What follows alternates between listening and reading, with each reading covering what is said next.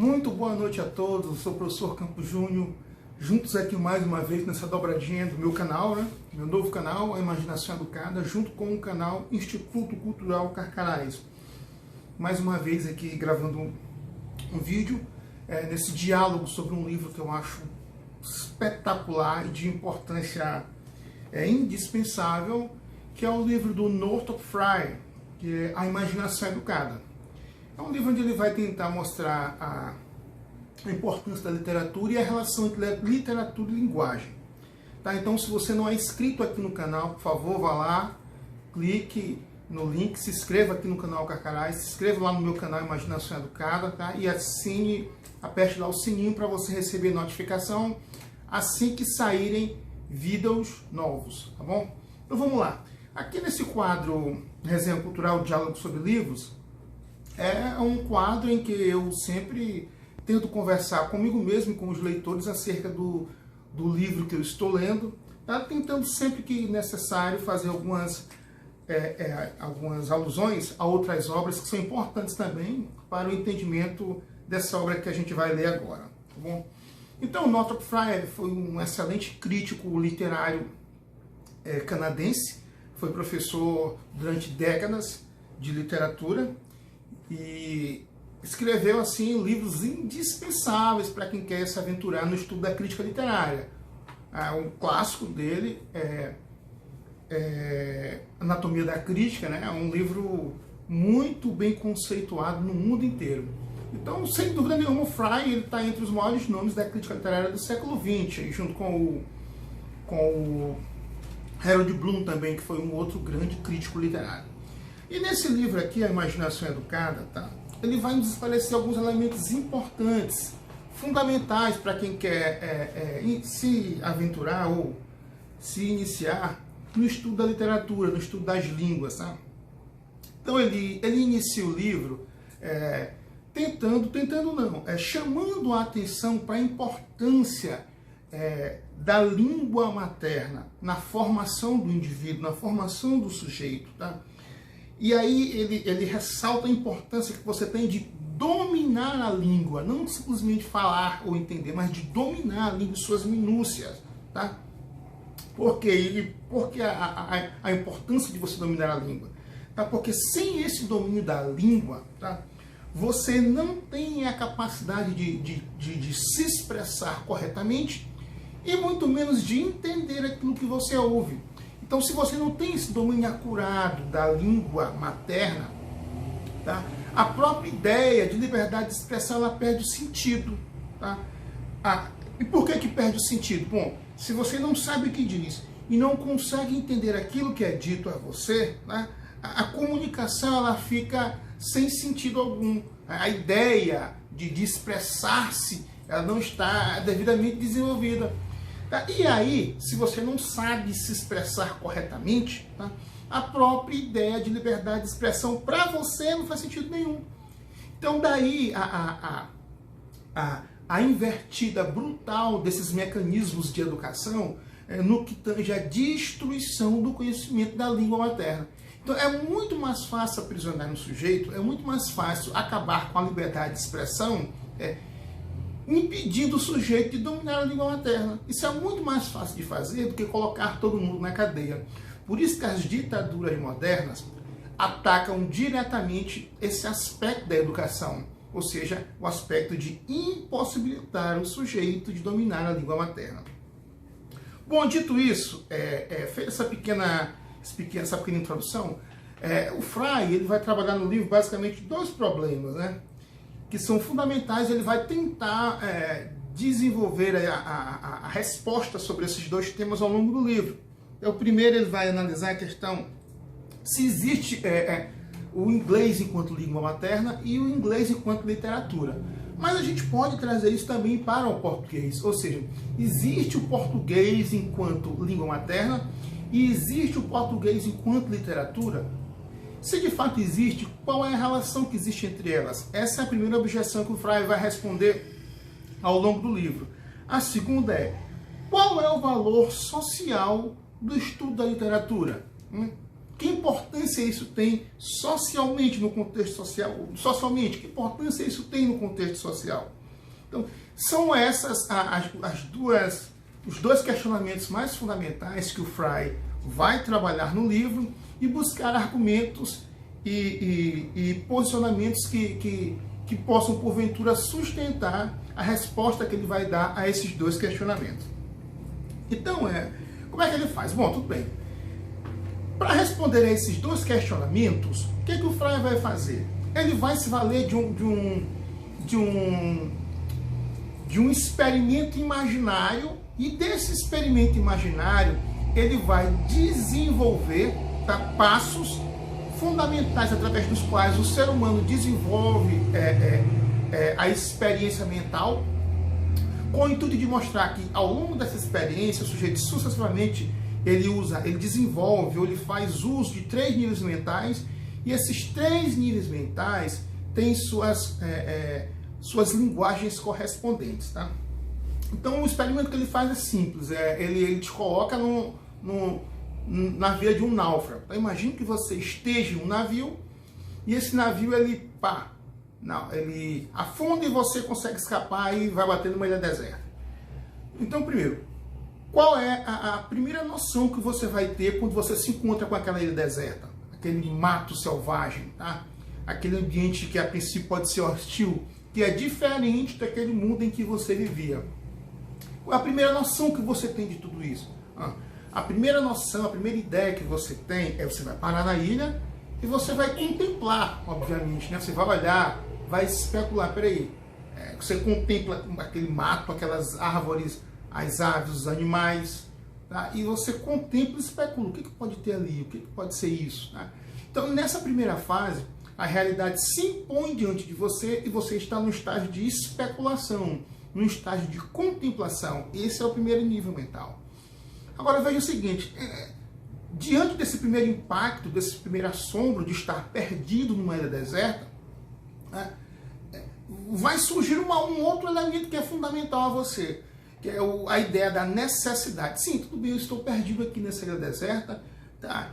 E tudo bem, existem árvores, animais, árvores maiores, árvores menores. Sim, mas espera aí. Vai aparecer um elemento fundamental, que é o elemento da necessidade. Peraí. Não, mas eu necessito de alimentação. Eu necessito me proteger contra o frio, eu preciso de abrigo, eu preciso de algo que me proteja contra os animais ferozes, eu preciso pescar, preciso tomar água. Então veja, após esse primeiro estágio, o ser humano desenvolve nele o estágio que ele chama de participação. Então ele vai participar daquele lugar. Mas tem um detalhe. Então peraí, eu necessito de uma casa. Tá? Então eu preciso criar uma casa, ou construir, melhor dizendo, uma casa. Como é que eu vou construir essa casa? Tá? De que maneira eu posso construir essa casa? Tá? Então, para que eu construa uma casa, eu tenho que buscar uma imagem, uma ideia daquilo que eu tenho de casa. E tentar assimilar a minha casa, a casa que eu vou fazer, o mais possível com aquela casa que eu trago na minha cabeça. Aquela ideia de casa que eu trago comigo. Então, enquanto no primeiro estágio eu apenas contemplo a realidade objetiva que se coloca diante de mim, no segundo eu desperto a ideia de necessidade, tá? Ou seja, eu vou ter que transformar aquela selva, eu vou participar porque eu transformo. Eu vou ter que cortar árvores para poder erguer a base da minha casa, palhas para poder cobri-la, enfim. Agora, para eu fazer tudo isso, eu tenho que trazer uma imagem que está na minha cabeça. Então, é aí, nesse terceiro nível mental, que surge um elemento fundamental, que é a imaginação. Então, o que é a imaginação?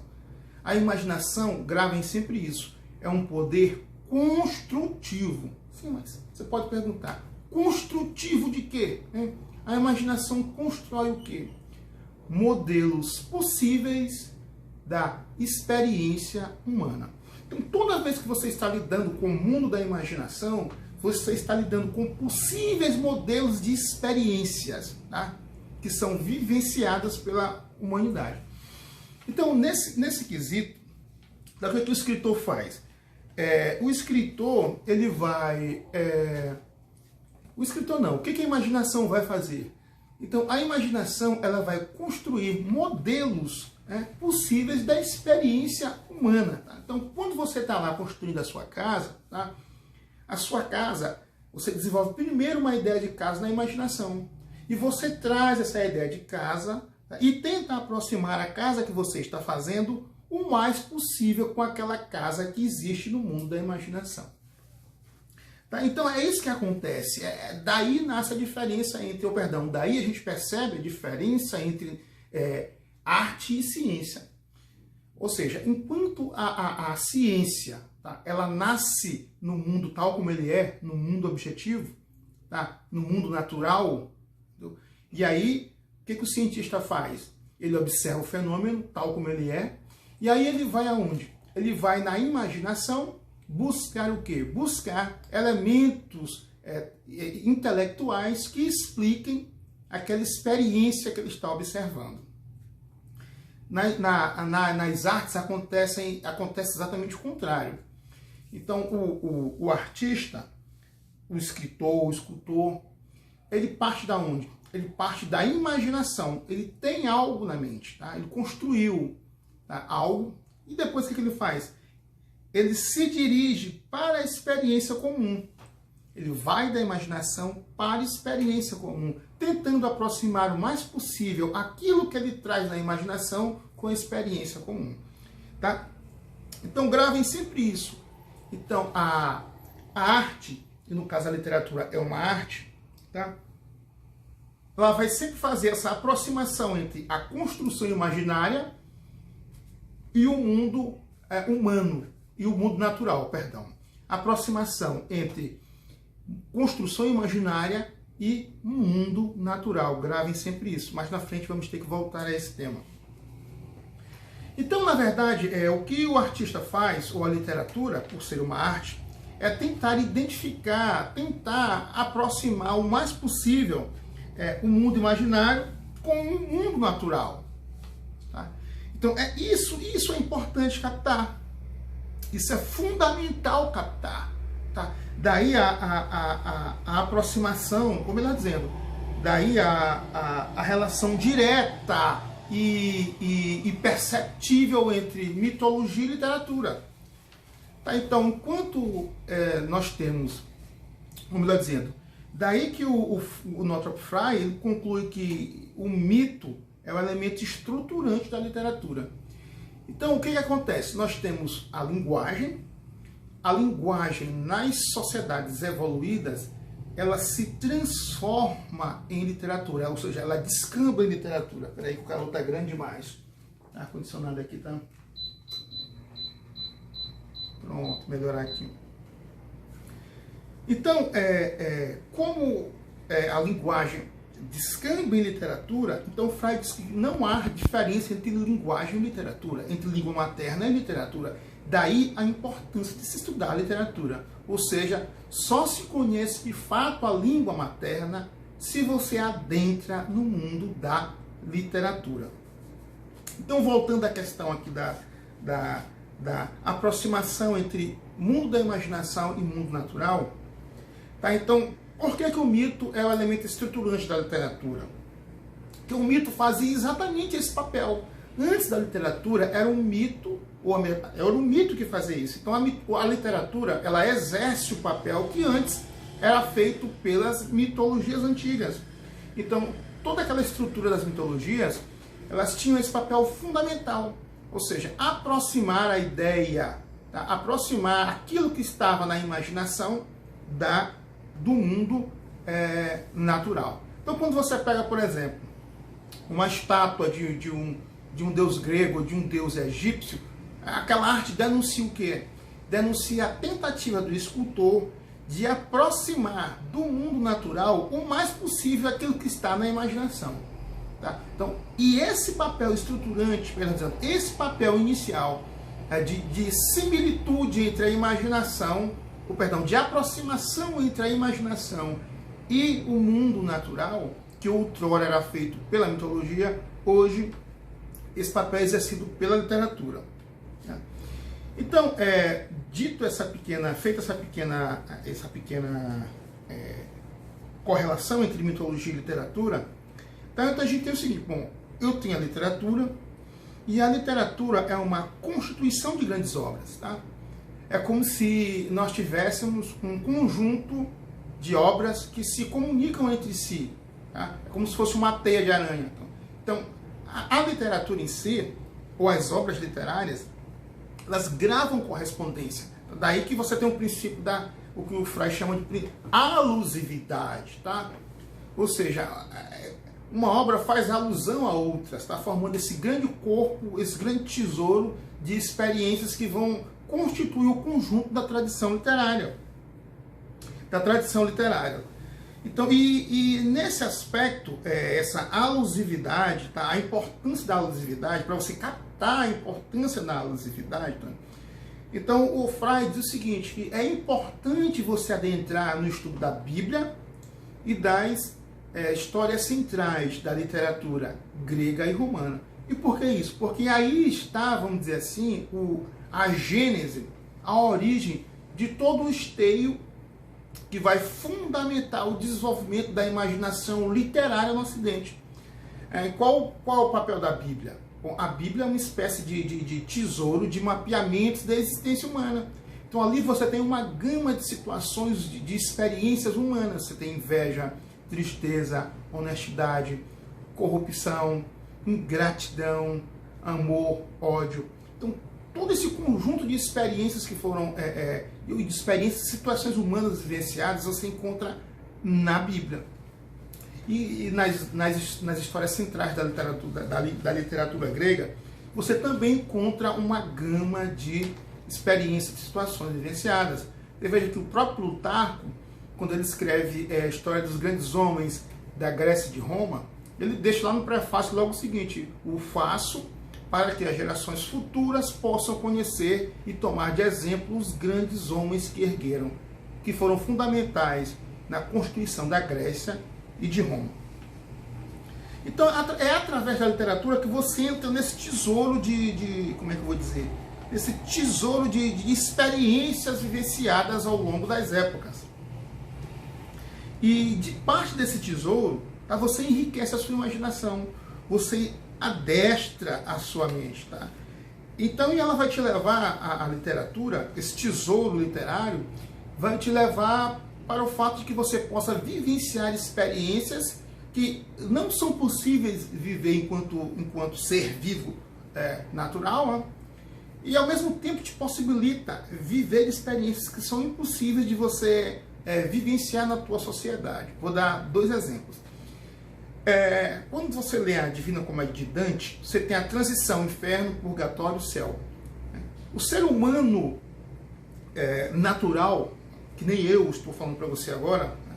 Então, eu aqui, a pessoa, o ser existente no tempo e no espaço, eu jamais poderia vivenciar ou viver a experiência que o Dante faz, ou seja, descer ao inferno, passar por tudo que ele passou, passar pelo purgatório e depois ter que viver experiências no céu. Eu não suportaria isso. Isso seria impossível, porque uma vez só se desce ao inferno condenado, salvo em alguns casos em que Deus permite que a pessoa tenha visões do inferno e do céu, no caso do arrebatamento. Mas isso são situações extraordinárias e peculiares, tá? Isso não acontece todo dia. Tá? Então, a própria experiência lá do Fausto, no livro lá de Goethe, né? Quando ele se encontra com Mefistófeles, ele diz a ele, Mefistófeles diz a Fausto: eu sou o mal que produz o bem. Depois sai vagando como Fausto por lugares, entendeu? E leva Fausto a ter experiências, enfim, satisfaz vários desejos de Fausto. Tá? Então, quem é que anda de braços dados com o diabo voando por cima da cidade? Ninguém faz isso, né? Naturalmente falando, não. Tá? Outro exemplo, no caso lá do Contos de Natal, do Dickens, você tem até me esqueci o nome dele, né? Scrooge, que era um homem rancoroso, um homem que não tinha amor por ninguém, só amava o dinheiro, sujeito absolutamente mesquinho. E aí ele teve a experiência de ser visitado por 3 fantasmas infernais, né? E através dessa visita com esses 3 fantasmas, ele pôde reviver toda a sua vida, repisar toda a sua história, perdão. E aí chegou à conclusão de que a vida inteira dele foi uma vez jogada fora, tá? E aí, daqui para frente, ele queria ser uma outra pessoa. Tá? Então, ninguém tem essa experiência todo dia com fantasmas que retornam do inferno e te levam a ver todos os teus erros para que você possa se emendar e ser uma pessoa daqui para frente, para que você possa salvar a si próprio. Tá? Então, essas experiências você só consegue viver no mundo da imaginação. Porque no mundo da imaginação vale tudo o que se imagina. Tá? Como diz o Frei, a imaginação não para até engolir tudo. Tá? Um outro aspecto, você também pode viver experiências que estão fora, ainda que sejam experiências naturais, vividas por nós, homens naturais, existentes no tempo e no espaço, mas que estão fora do teu ambiente de convívio. Tá? Então imagine o seguinte, qual seria a possibilidade de que eu pudesse viver uma experiência no período das guerras napoleônicas? No tempo e no espaço, como estou aqui hoje, jamais. Eu não posso voltar no tempo e no espaço e lá na Rússia, não posso. Né? Mas quando a gente lê Guerra e Paz, o Tolstói coloca de você toda uma gama de experiências, de situações, de dramas que foram vivenciados na época da guerra. São experiências possíveis? Claro que são. Então ele te coloca naquela situação de drama, de terror, de morte, de pânico, de bombas, de tiros. Aí você introniza aquilo dentro de você, tá? E traz para si uma experiência que seria impossível, ou seja, voltar no tempo e adentrar no cenário de desenvolvimento das guerras napoleônicas. Tá? Então é isso que a literatura faz com você. Ela te leva onde ela quer, desde que você permita. Então você vai conseguir transcender esse ambiente medíocre, vivenciar, restrito só por aqueles coleguinhas que você tem de bar, de festa. Não. A literatura te leva além de tudo isso. Te leva onde os teus pés não podem ir, mas pode ser alcançado pelo poder da imaginação, pelo poder criativo de experiências possíveis da existência humana. Então essa é a força da literatura, né, que emana, obviamente, do poder criativo do escritor, da imaginação do escritor. Tá, então, anteriormente eu falei da Bíblia, então eu posso aqui, essa definição não está no livro, mas eu lendo o livro, eu elenquei aqui 3 elementos que são fundamentais da literatura. Então, o primeiro, não da literatura, mas da expansão da imaginação como um todo. Eu elenquei 3, a Bíblia, e junto com as histórias fundamentais da literatura greco-romana, a prática de ouvir histórias, e a terceira é a questão dos contos de fada. Né? Então, como eu falei anteriormente, por que a Bíblia é importante? Porque ela é uma gama de mapeamentos, né, de situações em que os seres humanos já vivenciaram. Então eu não vou retornar a explicar isso. O outro é a arte de ouvir histórias. Né? Lembra quando a gente era criança que os nossos pais contavam João e o Pé de Feijão, liam para nós Cinderela, liam para nós a história dos irmãos Grimm? Por que isso é importante? Né? Porque o simples fato de você ouvir, tá? De você ouvir as histórias, isso treina a tua imaginação. Porque você vai construir na tua cabeça, você vai construir tudo aquilo que o autor escreveu. Então não tem ninguém te dando imagens, não tem ninguém te dando situações visíveis, né? Mas você, ao ouvir, vai construir todo aquele arcabouço, todo aquele universo literário do qual o autor discorre. Então isso vai adestrando, vai expandindo, vai te ensinando a constituir esses instrumentos, não é nem instrumentos, a constituir esse arcabouço imaginativo, né? Te orienta, te puxa para o mesmo arcabouço imaginativo que foi desenvolvido pelo autor. Daí a importância da leitura e de se ouvir contos ou histórias.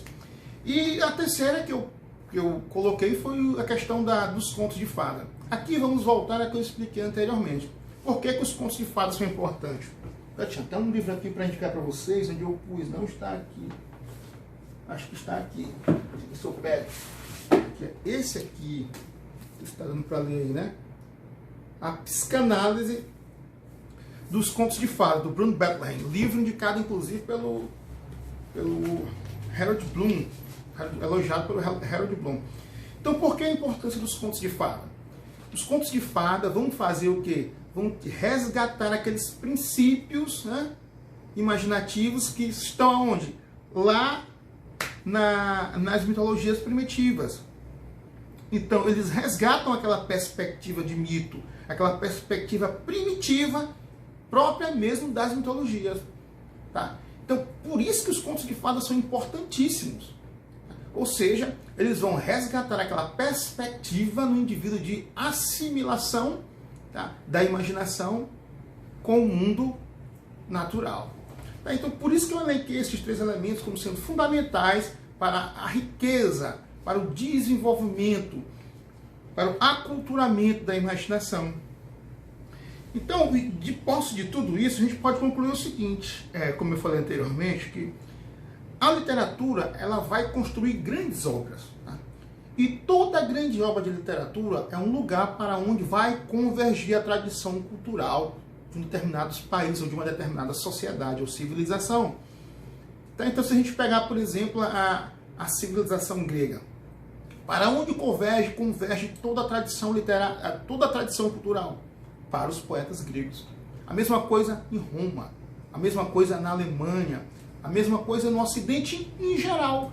Então, não há como escapar. Tá? A tradição cultural de uma sociedade sempre vai convergir para grandes obras literárias. Porque a gente sabe que a própria literatura, ela é o reflexo, não. Ela é o aglomerar de todo essa estrutura, não, de todas essas riquezas de experiências que foram vivenciadas ao longo das épocas.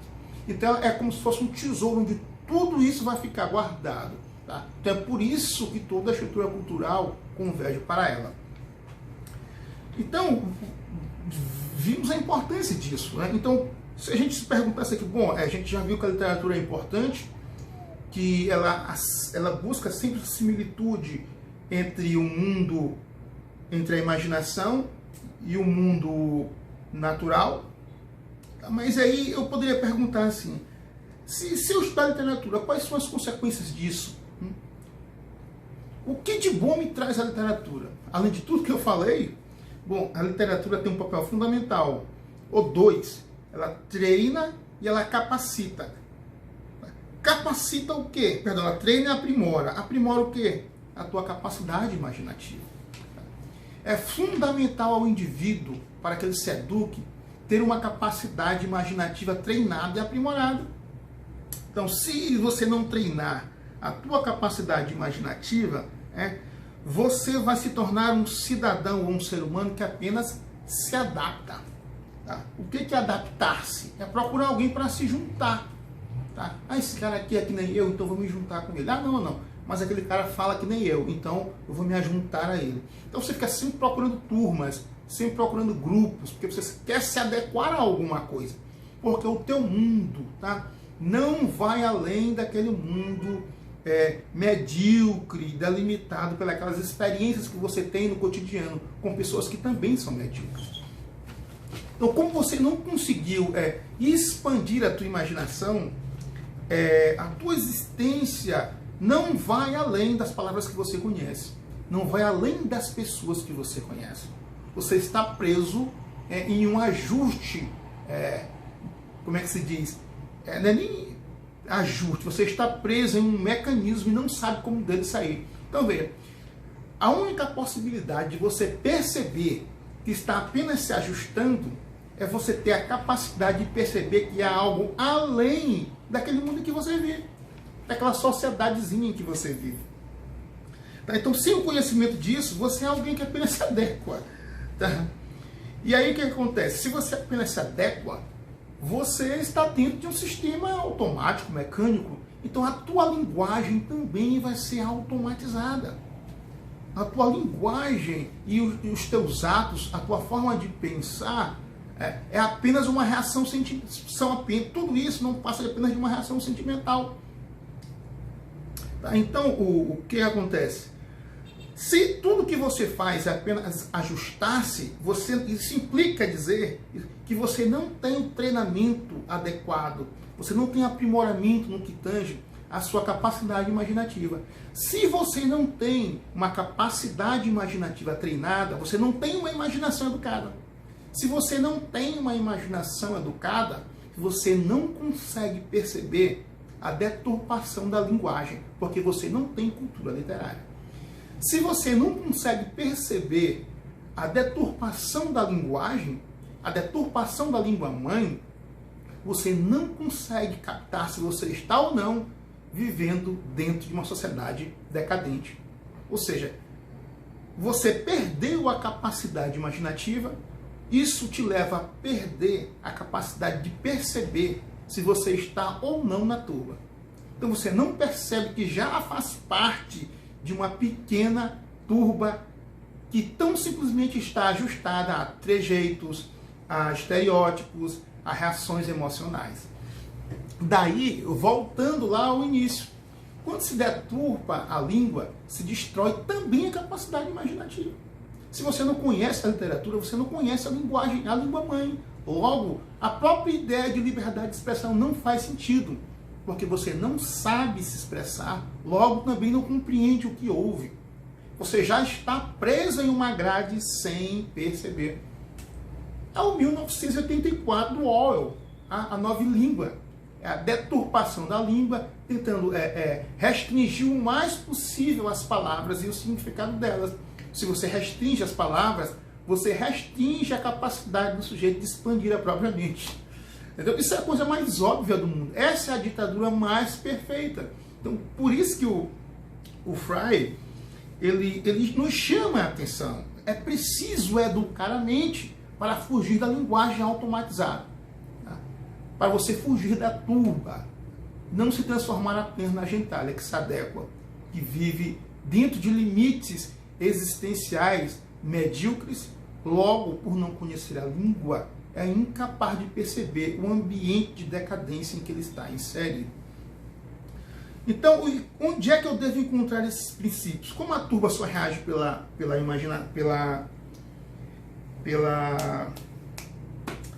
forma automática, a linguagem automática, eu tenho que saber onde buscar esses padrões, esses valores que me são necessários para formar a minha imaginação, a minha educação imaginativa. Sem eles, eu me adequo, eu apenas me adequo, eu viro alguém que procura tão simplesmente a tudo. Só há dois caminhos, ou dois lugares. Eu tenho de buscar esses padrões nas ciências e na arte. Fora da ciência e da arte, eu não tenho esse tesouro capaz de enriquecer a minha imaginação e que me possibilite algo além de tão simplesmente se adaptar. Portanto, quem não quer viver como alguém que apenas se adapta, deve de forma imediata buscar a educação.